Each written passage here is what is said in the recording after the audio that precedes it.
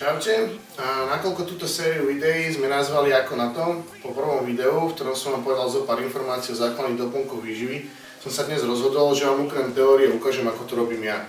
Takže téma dnešného videa bude raňajky a raňajková suplementácia. Práve raňajky sú, čo sa týka jedla, jedna z najviac preberaných tém, a to nie len medzi kulturistami, športovcami, ale aj medzi bežnými ľuďmi, výživovými a nutričnými expertami, a dokonca je táto téma zneužívaná aj ako reklama rôznych produktov v televízii. A práve vďaka tejto pozornosti existuje strašne veľa názorov, ako by mali správne raňajky vyzerať. Osobne som vyskúšal niekoľko rôznych spôsobov. Po niekoľkohodinovom spánku samozrejme telo potrebuje nutne prijať nejaké živiny. Raňajky som nikdy nevynechával, každý názor, že je lepšie neraňajkovať, považujem za nezmysel. Takisto je nezmysel jesť pečivo, jogurty, bebe dobré ráno, croissanty a podobné veci. Trošku lepšie sú na tom rôzne mysli, samozrejme mysli miešané s ovocím, ani nejaké pražené s čokoládou alebo s orechami. Zo začiatku, keď som cvičil pár mesiacov, som jedával klasické oldschoolové raňajky, čiže vločky s mliekom. Postupne som prišiel na to, že sacharidy nestačia a bez bielkovín to jednoducho nepôjde, a preto som začal raňajkovať vajíčka s cestovinami. A ak som si nestíhal náhodou ráno variť vajíčka a cestoviny, dal som si vločky, už nie však s mliekom, ale s proteínom alebo s tvarohom, takže som mal raňajky plné aj bielkovín, aj sacharidov. Samozrejme aj ja si dám raz za čas praženinu s pečivom, prípadne nejaký burger alebo niečo podobné na raňajky. Snažím sa to však nepreháňať, pretože práve toto sa vždy zvykne odraziť, a to práve tam, kde to je najmenej treba, a to napríklad na bruchu, na zadku, na bokoch a na podobných miestach. Takže takéto bielkovinovo-sacharidové raňajky sú super, ale to iba do chvíle, kým nepríde príprava a s ňou spojená dieta a treba začať uvažovať nad tým, ako telo funguje, ako využíva živiny. Samozrejme treba obmedziť kalórie, takže sa sekajú sacharidy, úplne treba prestať jesť saturované tuky, prepálené tuky a tuk príjmať iba zo zdravých zdrojov.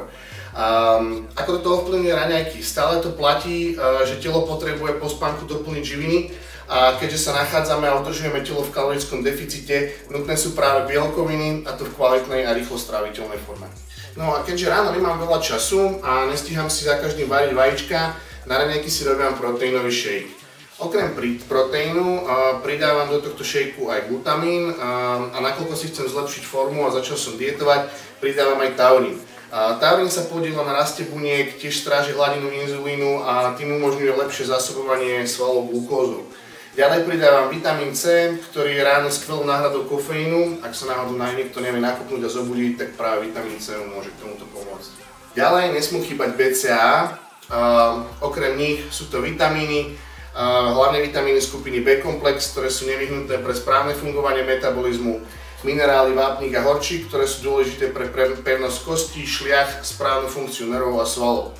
Poslednou vecou, ktorú som aktuálne začal používať, je práve kreatín, ktorý som spomínal aj minule a ktorý suplementujem kvôli tomu, že som prešiel na nízkosacharidovú stravu, a práve vďaka kreatínu práve toto až tak nepociťujem, a pri tréningoch mi pridáva to dodatočné nakopnutie, ktoré potrebujem, kým si telo zvykne, že funguje na energiu z tukov namiesto energie zo sacharidov. V tomto šejku si ešte pridávam ovocie, dnes tu mám hrušku z kiwi, dajú sa však použiť aj napríklad jablká, pomaranče, ananás. Každé toto ovocie je skvelým zdrojom fruktózy, ktorá má nízky glykemický index, takže nespôsobí telu hneď z rána vystrelenie inzulínu príliš vysoko, čo spôsobuje dodatočnú únavu, ale dodáva energiu postupne a takisto dodáva telu antioxidanty, tráviace enzymy a rôzne ďalšie vitamíny.